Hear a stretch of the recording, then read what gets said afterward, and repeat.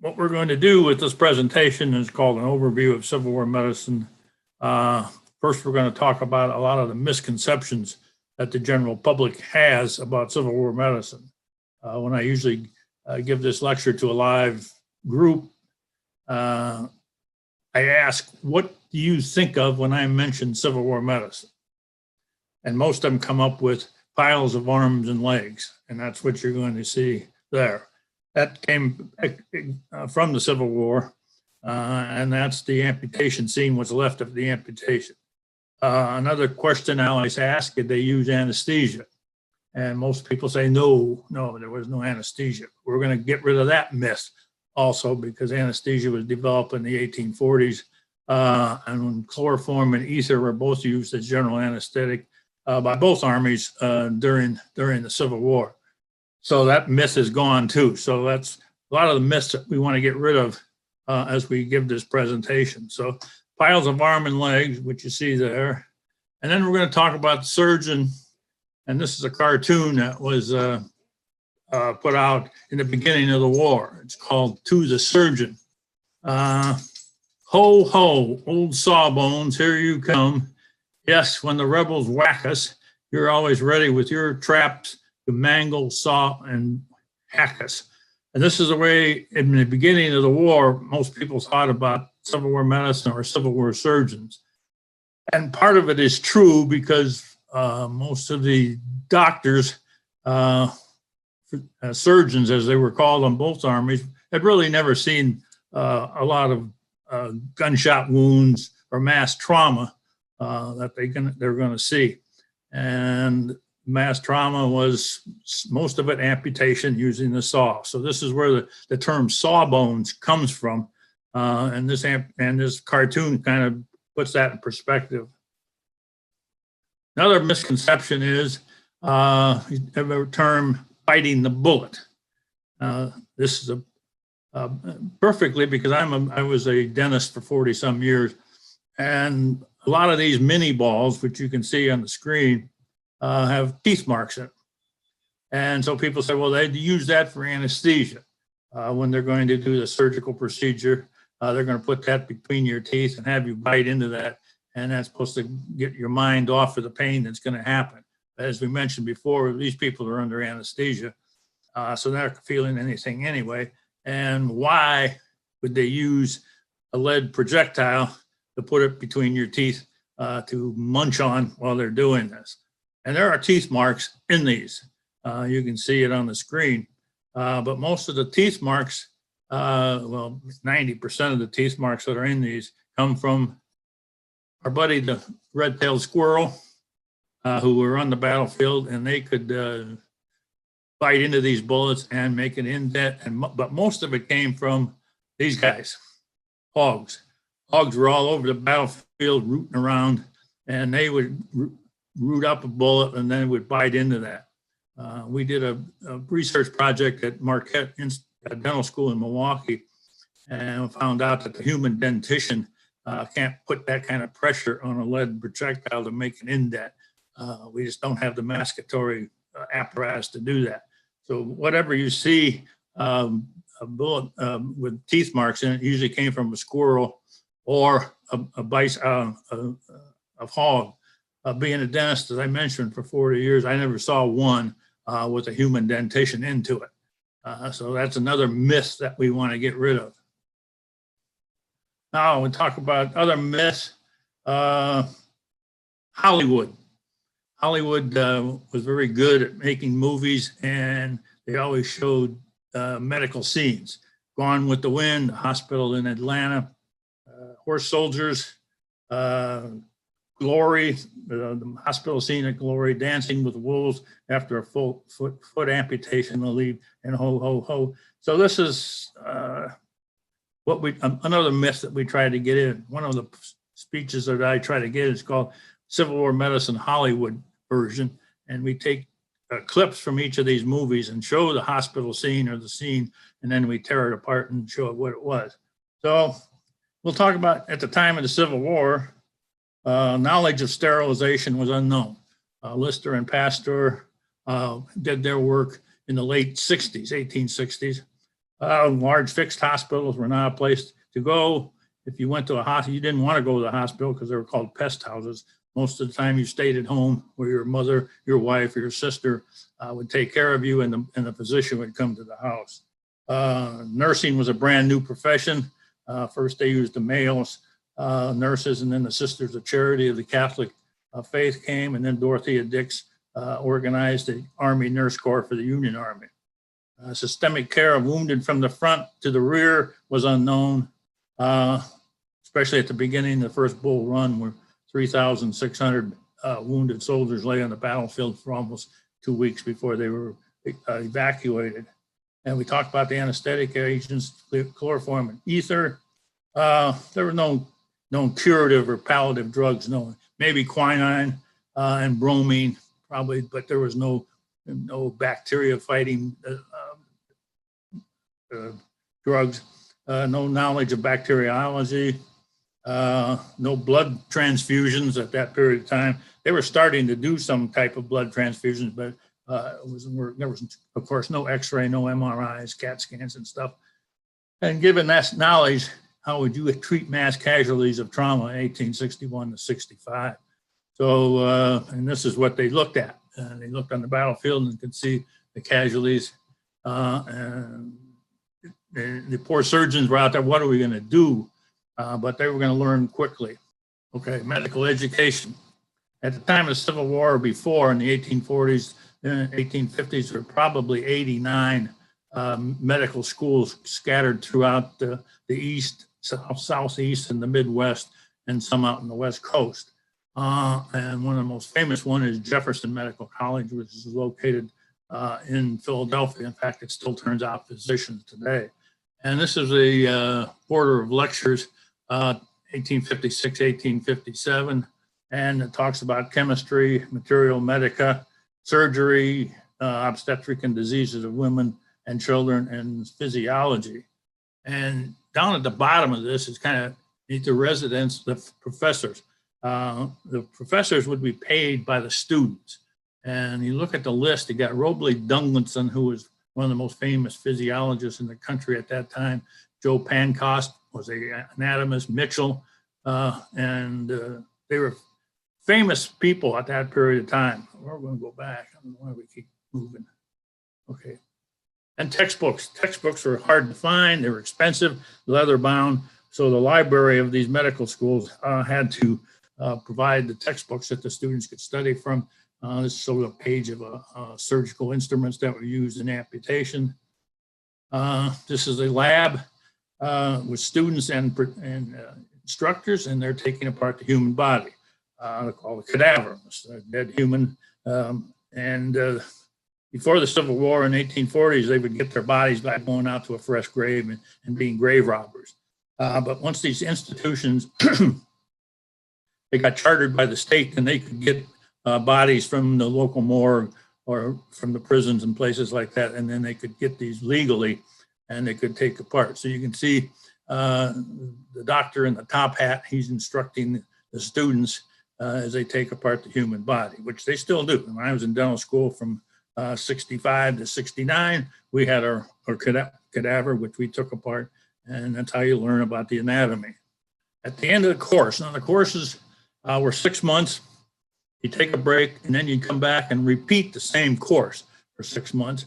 Total outlay of the money for the professors would probably be $125 per 6 month course. And then after the second one, the professors thought you had the wherewithal to go on, then they would give you a test. And if you passed the test, then you were granted a degree. And this is a diploma from Georgetown Medical School, 1858. It's all in Latin, and it's on a piece of parchment. And it's to Joseph Smith. And Joseph Smith graduated in 1858, became a very famous surgeon with the 5th Army Corps, Union Army, during the Civil War. And this was all rolled up when I bought this in this tube. It has his name, Dr. Smith, and I unrolled it, and the diploma was in there, and also a commission for Dr. Smith to become a surgeon in the Union Army and it was signed by Abraham Lincoln, and that's in my collection also. So after the diploma was given, the doctors or the surgeons would go out and set up their medical practice. There were no state boards at that period of time, so you just went out, hung out your shingle, and waited for patients to come in. Now, 1860, Abraham Lincoln is elected president of the United States. Spent most of his life here in Illinois, down in Springfield, and this split the country. And the Civil War began in the spring of 1861 with the secession of South Carolina and the southern states. To put down the rebellion, Lincoln called for 75,000 volunteers to serve for about 3 months, because they thought this would be a very quick war. Be one major battle, probably not too far from Washington or Richmond, and the Union would prevail and it would all be over. But it didn't happen that way. We all know the Battle of Bull Run was fought in July of 1861. The Union Army was beaten badly and thrown back into Washington, D.C., and the Confederates held the battlefield. Now we knew, Lincoln knew, and the Congress and the United States knew that there was going to be a longer war. So Lincoln called for 300,000 volunteers, and they wanted them to sign up for 3 years. So the medical corps had to grow also, because now we have more soldiers, we have more wounded soldiers. And so the Union Army Medical Corps grew from about 75 Union surgeons before the war until it became 12,000 Union surgeons. And this is a grouping of Union surgeons at a hospital in Washington, D.C. called Armory Square Hospital. And you can see their distinctive uniforms, but this is a group of surgeons, Union surgeons. They had a distinctive uniform. This is an officer, he's a major, lieutenant colonel, one of the two. And you can see his double-breasted frock coat. He has shoulder straps on. I can't tell if it's a major or a lieutenant colonel, but his hat is there with a hat device, an MS, which is medical staff. And he's holding a medical staff officer's sword.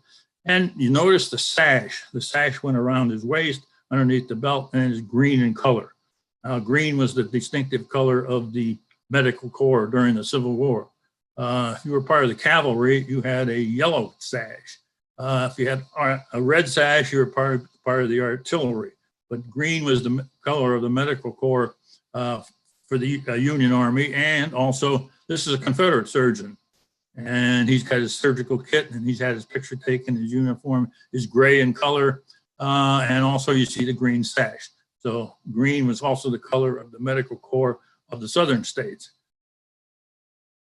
Now, who was in charge of the medical corps of the Union Army at this period of time? Go back. Thomas Lawson was a remnant of the War of 1812, Mexican-American War. He died of a heart attack early after about 1 month of service during the war. He was replaced by this gentleman, Clement Finley. He served from 61 to 62. Not the greatest person that they talked about during the Civil War. His brother soldiers talked about him. He knows nothing, does nothing, and is incapable of doing anything. He didn't think they were going to need hospitals. They didn't think they were going to need instruments and things like that because it's going to be quick.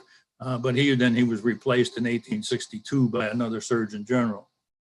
Probably a man before his time. This is William A. Hammond, who was 6'4" tall. He was a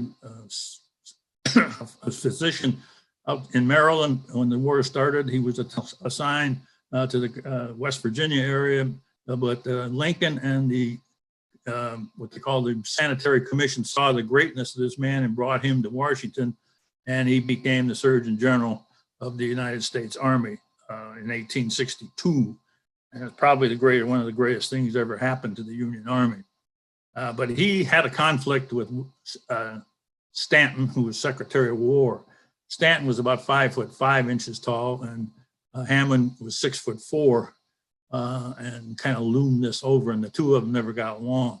But Hammond was a visionary. He made sure that there were morning reports by the surgeons in the field, giving what the surgeons were, the patients were doing, what kind of disease they had, what was the treatment, what kind of drugs did you use, how long were they in the hospital, and blah, blah, blah. And these were all kept, and then they were sent to Washington before they came their records. And at the end of the war, these became part of the Surgeon General's office, and they were a plethora of information for the medical department. This is the medical and surgical history of the War of Rebellion, 1861 to 65. There are 6 humongous volumes, and in this are unbelievable amount of knowledge, statistics, pictures, everything like this. And this was the first piece of literature that was produced in our country that was looked upon greatly in Europe. Before, they thought the American physicians and surgeons were nothing but a bunch of backwoods guys. But once this book came out, these books came out, they found out what happened, and they all learned from this books. And this is one of the cases in the book, case of A.L., 56 years old, was shot in the head at Washington on the evening of April 14th, 1865, by a round ball from a Derringer pistol in the hands of an assassin. So this was Abraham Lincoln's assassination in this book. And they talk about Charles Leal, who was one of the first surgeons to get to him in the box at Ford's Theater, and then how they tried to revive him, but he passed on the next morning. So this is this case of A.L. Hammond also saw that we can learn from specimens. So he had his surgeons out in the field, and if they came across a surgical specimen that they think that they can help knowledge, they would pack these specimens in brandy or something like that and send it off to Washington. And this is the human femur, or the thigh bone, showing a gunshot wound of the thigh bone, how it shattered the bone, and that's why amputation was mostly needed, because he couldn't put this back together. Today, you give that to an orthopedic surgeon, they'd sink pins in that, and you get antibiotics, and he wouldn't have to amputate his leg. Surgeon Hammond also saw that there was a folly with some of the drugs, so-called drugs, that they were using during the Civil War. And the biggest one was this one. It's called Calamo. And Calamo is about 95% mercury. And you can imagine it's just poison. And Hammond said, we got to ban that from our medical supply. It's just killing people. So he banned it from the medical supply, but a lot of the older doctors who, well, I haven't used that for 25 years, 30 years. Why is he doing that? So it got him in trouble. And Stanton wanted to get rid of Hammond anyway. So they sent Hammond off to New Orleans on a little fact-finding thing. And while he was gone, they brought up charges against him, and he was court-martialed in 1863 and left the Army. And then he was replaced by Surgeon General Barnes right here. Hammond, after the war, became a very famous neurologist in New York City, became very famous and very profitable. And in the 1870s, he hired a team of lawyers, and they reopened the case, and they found it was nothing but a kangaroo court. And Hammond was given back his rank as Surgeon General afterwards. So Hammond didn't take it lying down. Surgeon General Barnes did a great job. He served from 1863 all the way to the end of the war and passed that. And he carried out a lot of Hammond's edicts. This is Surgeon General Preston Moore, who was the Surgeon General of the Confederate Army. Now, he had to start from zero. And he was an old gentleman, was very urbane, even making one or two grim jokes, and handed me not only permission to leave, He wasn't any nonsense with him. And he served the Confederate Army from the beginning and also to the end of the war. So he was another visionary that started the Confederate Army Medical Corps, which started from zero and ended up with about 4,000 surgeons at the end of the war. 3 out of 4 men who died in the Civil War didn't die from artillery shells or mini balls or things like that. They died of disease. And there was no cure. There was no cure for the diseases. And the biggest disease that killed most of the soldiers, made them sick, was dysentery diarrhea. It was a symptom, acute and chronic. There were 1,700,000 cases of this, and it was due to poor food and poor water. Typhoid fever, there were 30,000 camp fevers during the war. Well, all is attributed to poor water. Malaria, especially in the summer months in the southern states, They didn't know about the mosquitoes yet. That wasn't until later on in the 1880s. Hospital gangrene, which is a picture here of a soldier who had an amputation, and then gangrene has set into his arm, and it just putrefies the arm, and he's going to die from this unless something else is doing. They have to do another amputation, but he's probably going to die from that. Typhoid, malaria fever, typhus, smallpox, TB, which was called consumption at that time, pneumonia, the common cold, acute rheumatism, rheumatic fever, arthritis, spine inflammation, measles, chickenpox, mumps, syphilis. That's where the thing came. Syphilis, a night with Venus and a life with Mercury. Scurvy, a developing drug disease, which kind of is a slow onset, lack of vitamin C, heat stroke, marching in the summertime with hot and heat without good water and wool uniforms, some snake bites, and just battle fatigue. So disease was the big killer of the Civil War soldier. This is another picture of gangrene showing the sloughing of tissue. When I give my lecture, sometimes I put this on after dinner. A lot of people get sick and leave, but this is a sloughing of tissue. And this is now new. Civil War was the first war that was actually photographed. And they actually started taking picture of wounds. And this shows a leg has been amputated about mid lower leg, and then gangrene is set into the knee area, and it's starting to eat the tissue away. So to live, he's going to have another amputation up at the femur area, and he's probably going to pass because of this debilitating disease called gangrene, which is caused by a certain bacterium. They didn't know that at that time, but and they tried different methods. They tried to burn the material out with acids, bromine, and things like that, and but it really couldn't cure it. Once the pathogen got into your bloodstream, you were about finished. Some of the wonder drugs, this is opiates and morphine, they use for pain reduction. The hypodermic syringe, as we know it today, was very new at this period of time. Most of the surgeons didn't have a hypodermic syringe, so what they took the powdered opium or morphine and dabbed it right into the wound itself, and then there would be an uptake to the blood system with that. Quinine was the wonder drug. Quinine came from a bark of a tree. A Catholic priest brought it in from Peru, and this had aspirin-like qualities to it. And they found it worked what we call intermittent fever, which is malaria, we know as malaria today. So quinine was issued most of the soldiers in the summertime, and it got rid of the fevers. And quinine was used quite extensively during the Vietnam War and others. Now we talk about chloroquine and other drugs that we're using today. But quinine was one of the wonder drugs. Here was a real wonder drug, Spiritus Fermenti, 160,000 quarts per month by the Union Army, which is hospital brandy or hospital whiskey. Give him a dose of this, he's going to feel a little bit better, but it's actually going to drive him down because it's a counter irritant. But Spiritus Fermenti was used quite extensively by both armies. Here's a laceration of the lower leg done by an artillery shell.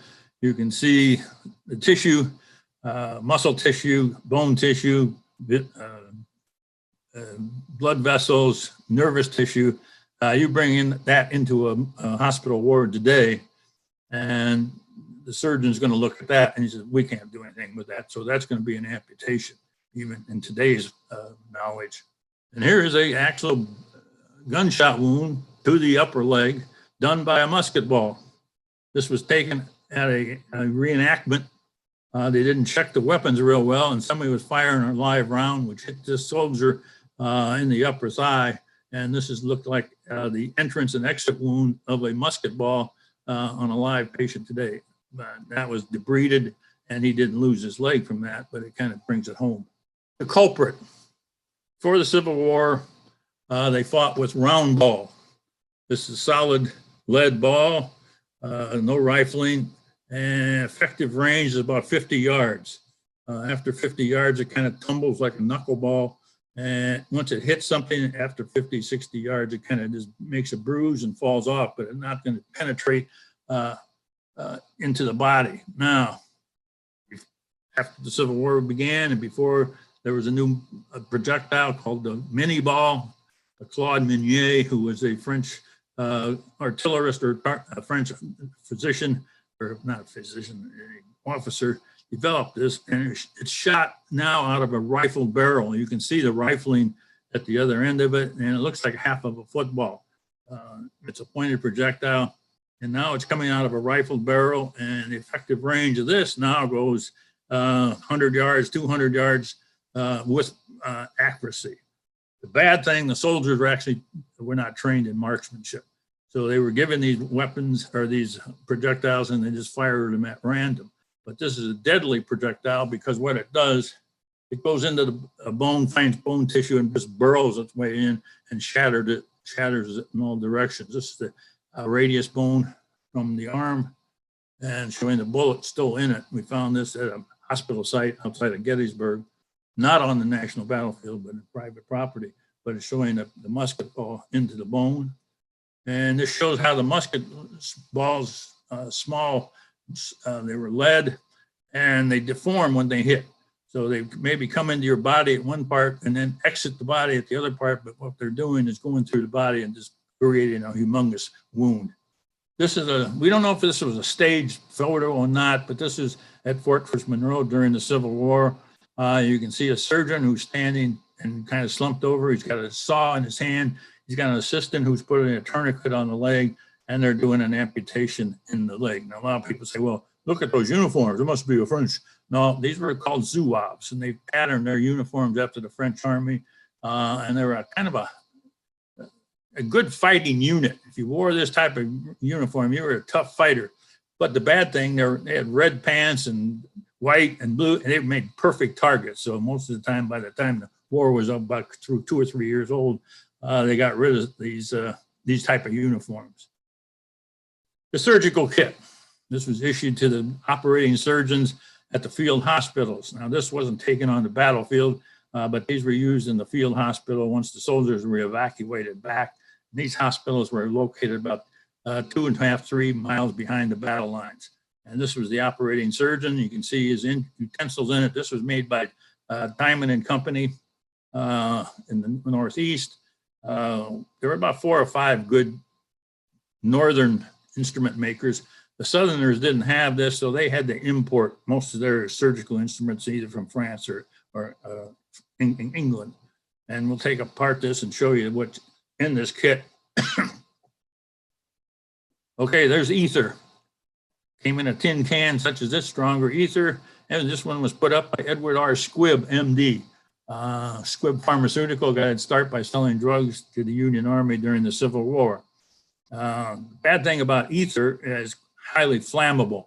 So if you're working at night next to a kerosene lamp or a candle and you get this too close, it becomes like a hand grenade. It blows. The other one was chloroform, came in a colored bottle such as this. And chloroform is not flammable, but it's a deadly anesthesia if you underneath it too long. And the anesthesia administered was usually in a cloth. Liquid anesthesia was poured into the cloth. It was put over the man's mouth and nose. He was told to breathe in. And within 5-6 minutes, he's going surgically asleep. They performed the operation, usually took about 12 minutes. And then the man was taken off the operating table, taken outside and fanned and got oxygen into his system where he could recover from the wound. So he had chloroform and ether. Tourniquet was used to shut off the blood supply, the main blood supply to the area that was going to be amputated. This is a metal part, and it kind of screws over and shuts down the big arteries in either the arm or the leg. They could track the bullet. They would try to use a bullet probe. This is a flexible piece of silver with an end, and they would insert this into the wound, seeing if they could locate the bullet or the fragment that was in there. Now you had to be a good surgeon, otherwise you just threw this into there and you're going to cause a lot of problems. You're going to rupture an artery or things like that. So most of the good surgeons use their fingers to kind of locate if there was something in it. There was another called a Lawson probe, which the end of it had a porcelain tip, and they put this into the wound and kind of rub it on whatever they thought it was, bring it out. And if it was kind of a silver colored, they knew there was on a metal projectile or a piece of metal artillery shell, and then they could locate the bullet. But this is the bullet probe. Once they found the bullet, if they could find it, they would extract it using a bullet forceps. The forceps have teeth to it, and they could engage the projectile or piece of artillery shell and take it out of the body and then clean it out as best they could and suture it. Amputation knives. Now, there are two types. The one on the right is called a Liston knife, named after a very famous early surgeon in England. His name is Liston, and there's a story about him. He was supposedly the fastest knife in England. Now, at that period of time, this was before anesthesia, and to do an operation or an amputation, you had to do it quickly because there was no anesthesia. So he taught and he performed these surgeries very quickly. There was another surgeon that said, well, I'm as fast as he is. So they had actually a complete, what I'm looking at is they went against each other. They had two patients that needed an amputation at mid-thigh. So they put them and then they had counted down and they'd start, and Liston won. He could amputate a leg in less than 2 minutes. So he was the fastest knife in England, and that's where the knife came from. The one on the left is what we call a Catlin knife. It's sharp on both sides.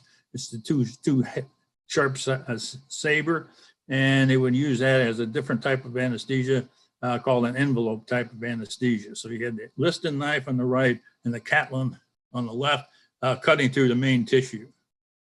Get to the bone, you expose the bone, and then you saw through it using a bone saw such as this. Suture. You had to suture the arteries. They didn't use cautery. There was no really cautery used in the Civil War. That was before the Civil War. So they'd find the artery, and then they would have to suture it.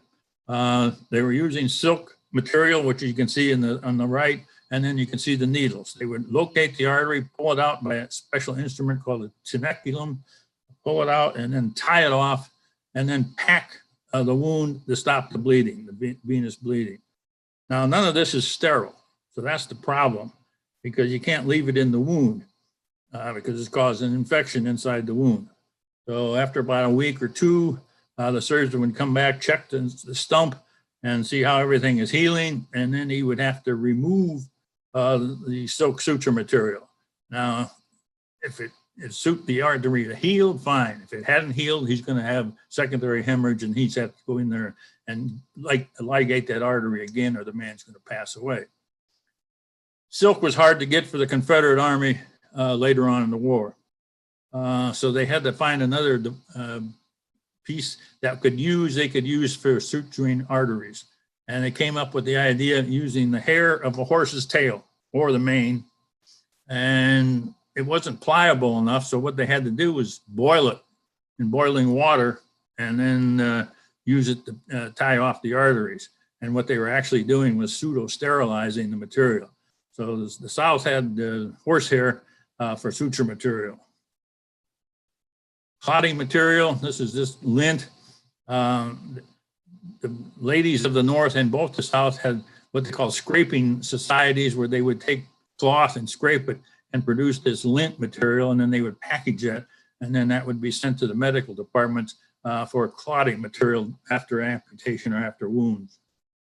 They also use isinglass plaster to kind of make a cast, which once it hardens down, and then also puts pressure onto the wound.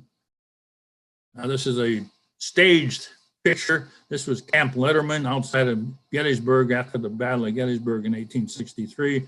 You can see the surgeon who's right in the middle. They have a patient on the table. An assistant guy is holding the leg. And then off to the left, you can see the man with the saw. So they're working a team.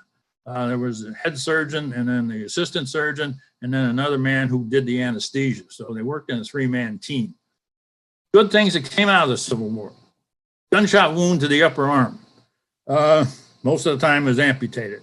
But if the surgeon had taken some more courses and he wanted to save the man, they would do what we call a resection. They would take out the bone that's been infected or obliterated by the bullet, and then take out that section and then suture it, and the man would still have his arm. He had to have a sling because he had no real strength in it, but he came home with an arm rather than an empty sleeve. So this was the resection operation. Here you can see a man who has the sling, and this helps him to get around. One of my favorite is plastic surgery. Being a dentist and things like this, we saw a lot of plastic surgery.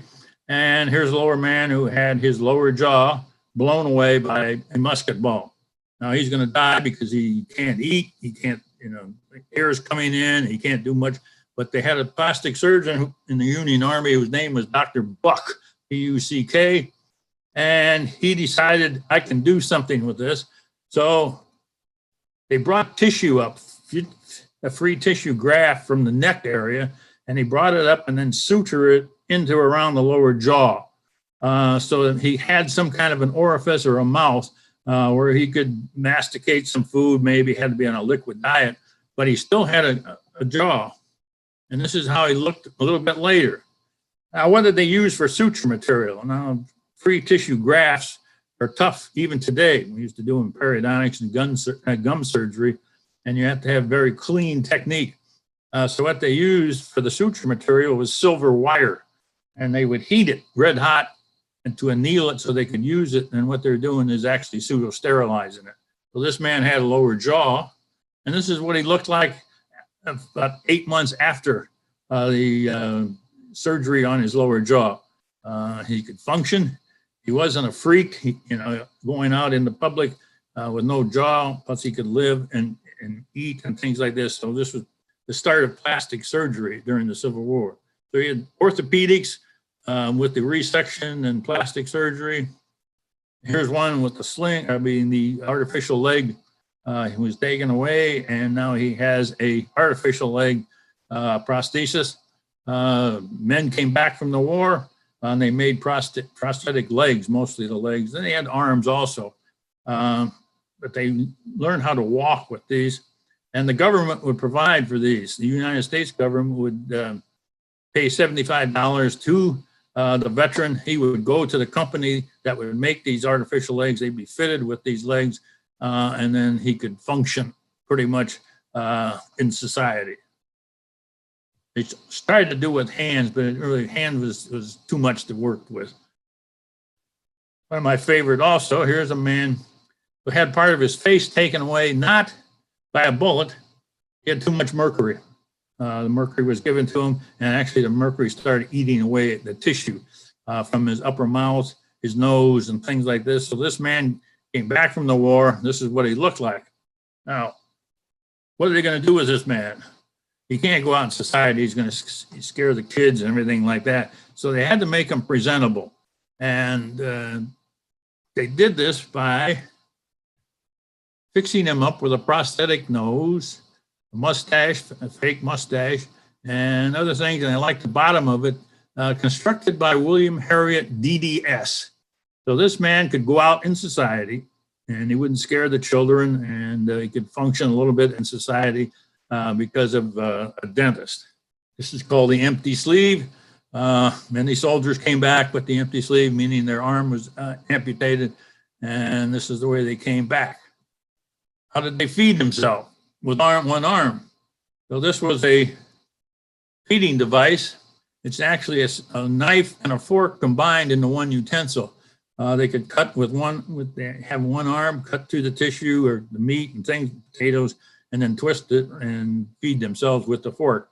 So this was an amputation device so men could feed themselves. Also, we called the Veteran Society, started what they called schools. So men were wounded, they couldn't function maybe as a farmer or something like that, because they had a leg amputation or other amputations or other things. So they retrained them so they could go out in society and make a living. And some of them were trained into printing, bookmaking, and things like that, so they could function in society after it. So it was actually the beginning of the VA. The man on the lower right sitting there, that's a chaplain. You can see his chaplain's uniform there. Hospital care. As I mentioned, during this, before the Civil War, hospitals were places not to go. And they also had one military hospital, which was in Fort Leavenworth, Kansas, had a bed capacity of maybe about 25 to 30. Now, these soldiers are coming back, they're wounded on the battlefield, they have to convalesce or come into a hospital.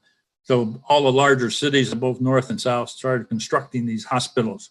One of the bigger ones was Satterlee Hospital. This was in Philadelphia, had a bed capacity of over 3,000.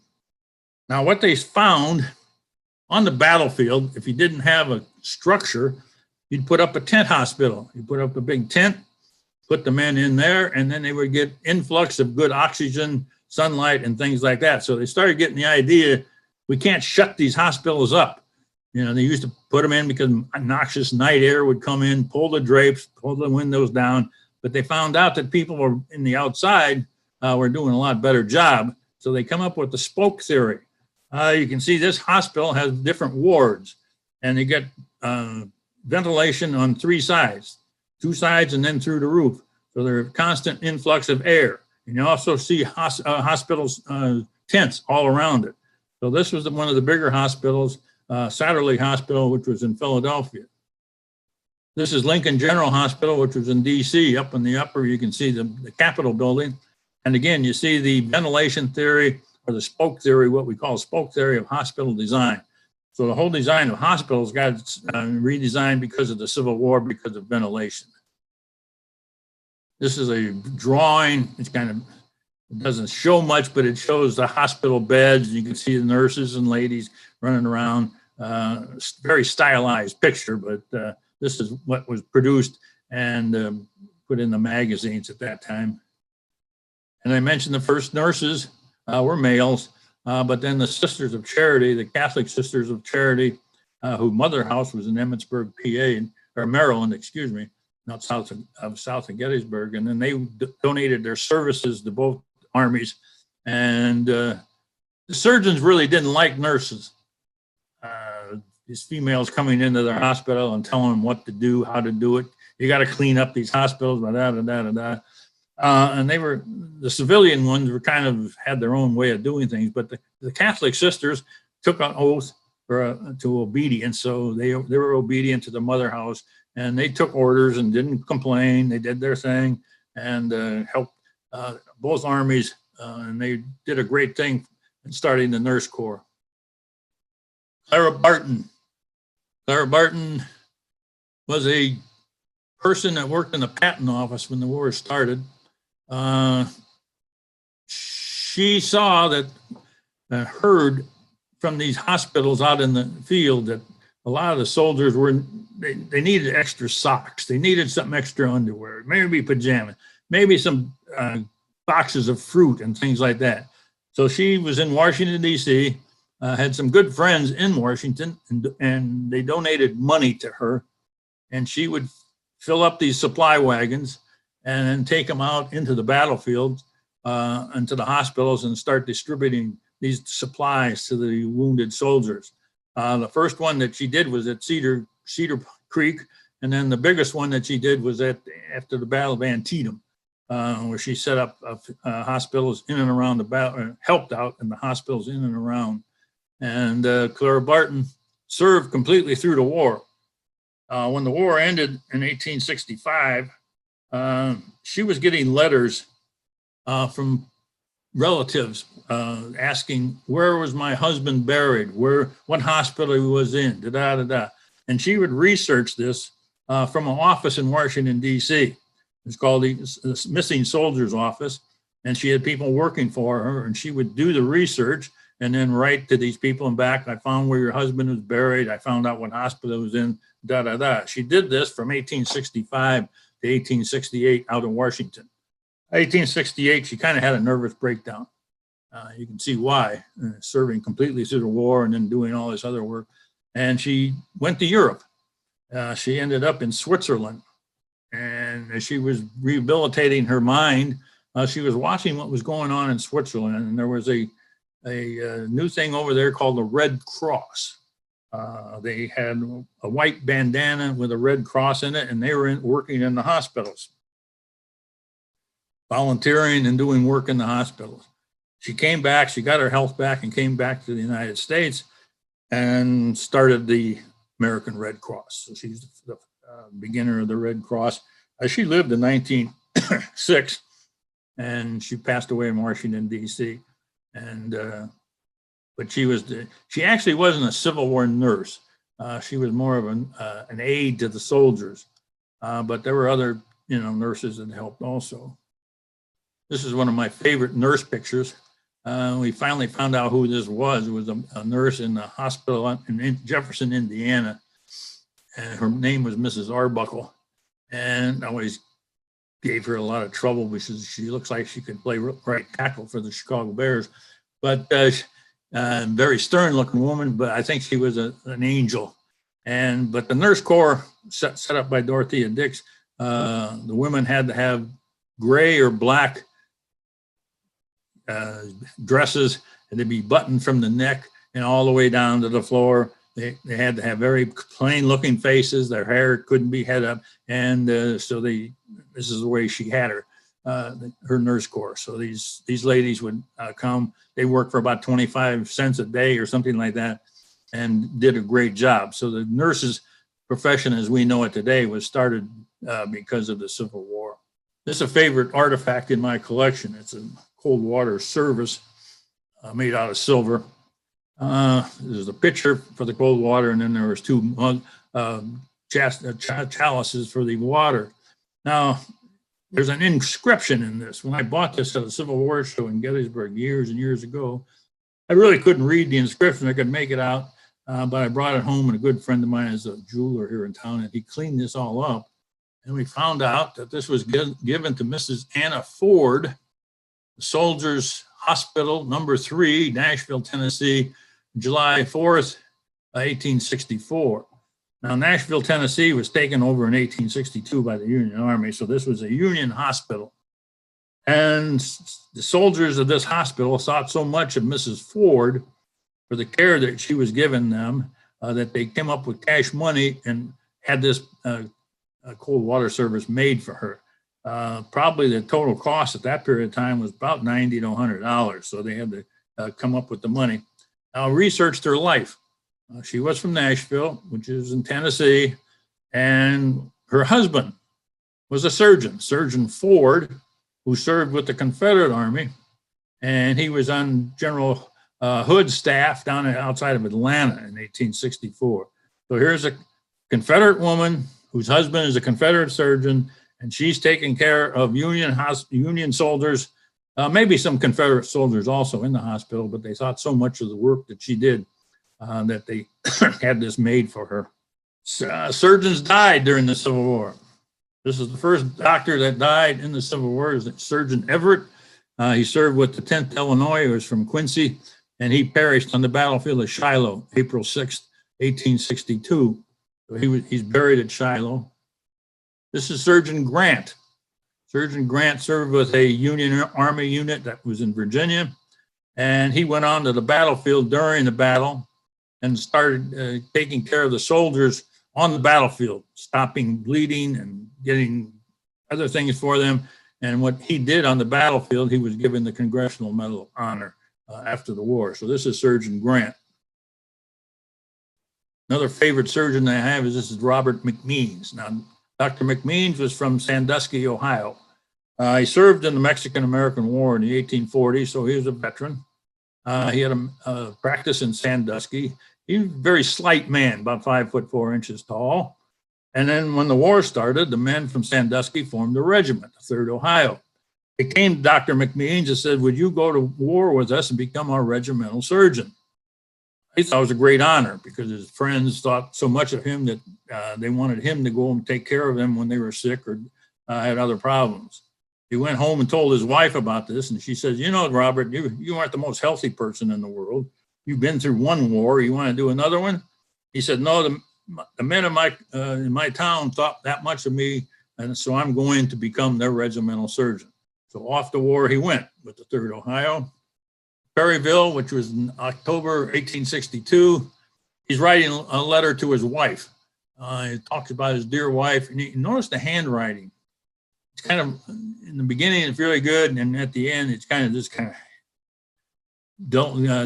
he's tired. And this is what it says. My dear wife, I feel better this morning, but still very weak. Dr. Weber is here and bids me remain another day. He would give me an order home on furlough, but so long as my life holds out, I feel it my duty to follow my friends in their fate. I am trying to get some clothing. All mine were with General Jackson's and were carried back with his things to Louisville. My hat was lost in the field. My shirt is stiff with blood. The bearer leaves. I can say no more. I hope to be able to join my division tomorrow. My blessings on you, my dear wife. There are about 3,000 wounded Union and rebels in this town. So he's telling you he's not feeling too good, but he's still working, and it's his duty to take care of these soldiers, and he's also taking care of wounded Confederates. Now, Union surgeons would take care of wounded Confederates and vice versa. Confederate surgeons would also take care of Union wounded. So this is probably the last of what we call chivalric wars and things like that, but the two of them work together. Here's another picture taken by a doctor by the name of Dr. Montague, who saw these patients in the wards, and he said, we could take pictures of this and maybe people can learn. This is a gangrene of the shoulder joint. This is Dr. Montague. He worked in a hospital in Washington, D.C., and also taking photographs. This is a winter uniform. You can see his cape, and then he has kind of a fur hat that he's wearing in the winter. Embalming. Before the Civil War, you died, packed your body in ice, had a real quick ceremony in your house, removed your body from the ice chest, and then put you in the ground. During the Civil War, people wanted the loved ones' bodies brought home. So they had to start embalming these bodies and then put them in a case. So the embalming surgeons got a contract with the federal government or the Confederate government, and they did embalming on the battlefield. So the dead were brought in. They had the families have to pay for this. It wasn't a free service by the government at that time. So they had to come up with about $60 to send to the embalmer, who would embalm the body, put it in a case, and then send it home by federal, what we call railroad express or other ways to get them back home. So this was the start of mortuary science. And here shows an embalming surgeon who's embalming the body of a soldier there. Now, everybody has a hero of the Civil War. A lot of people, Stonewall Jackson, Abraham Lincoln, U.S. Grant, da-da-da-da. My hero is Surgeon Jonathan Letterman. Jonathan Letterman was a Union surgeon, born in 1824, died in 1872, and he was the chief surgeon of the Army of the Potomac from 1862 to 1864.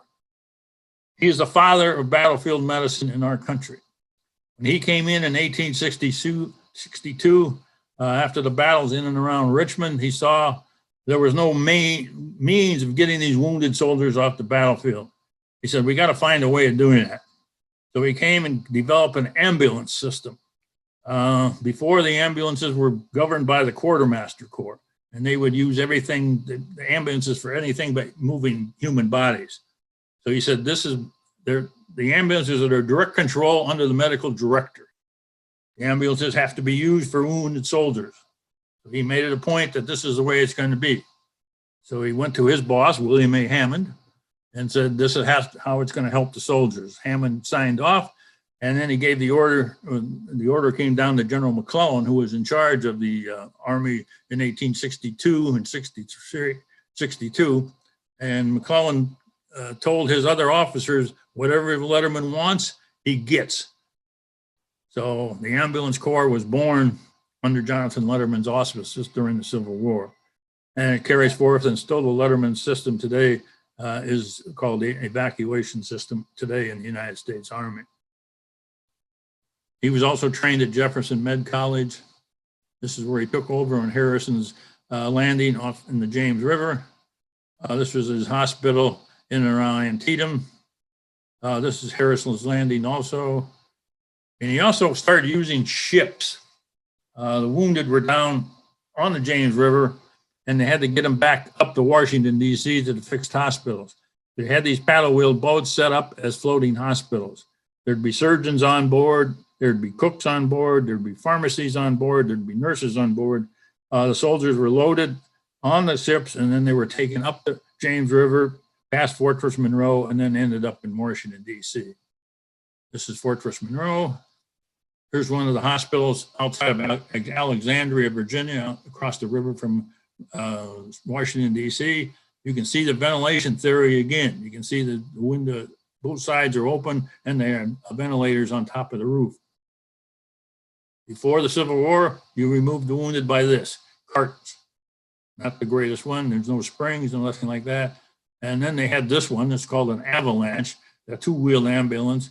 And you see the poor guy is in there, and he's getting thrown around in there. And then they finally developed the other ambulances, and you can see springs. They have their own water supply. They had benches there. You could take 8 patients, or if they had to be reclined, you could put 2 or 3 in there. This is an actual picture of a hospital group or an ambulance corps practicing. They practice picking up the wounded gently, putting them on a stretcher gently, and then put them in the ambulance gently. So they weren't given, these wounded soldiers were not given any other trauma. So this is how what the Letterman program started. This was an officer with 84th Illinois who became an ambulance officer. That was his only job, was to make sure these ambulances were functioning. And Letterman also said, we don't want gold brickers on these ambulances. So every soldier that was going on an ambulance had to have a tag that was signed by the surgeon saying that this man he has to go in an ambulance so he could be evacuated. This is the battlefield of Antietam, this is where I love to be. I'm a licensed guide out there, and I guide out there, and this is the Dunkard Church where the battle was on September 17th, 1862, and it was the bloodiest day in American military history, 23,000 casualties in a 6-hour period. And night fell fall after the battle was over on September 17th, and that's when the ambulance corps and the field hospitals went into business. They were directed from this house called the Pry House. This was Army headquarters. General McClellan was there, and it was also Letterman's headquarters where he directed the ambulances from this house, and they set up the field hospitals in and around the battle area. The crosses show where the hospitals were located. This is one hospital that's still there. This is a private residence. This is the Pry Mill. It was a mill before the battle, and then after the battle, it became a hospital site. There were 650 patients in there. This is the White House Hospital at Antietam. This is the hospital that Clara Barton, we think, came and set up her headquarters where she disseminated supplies.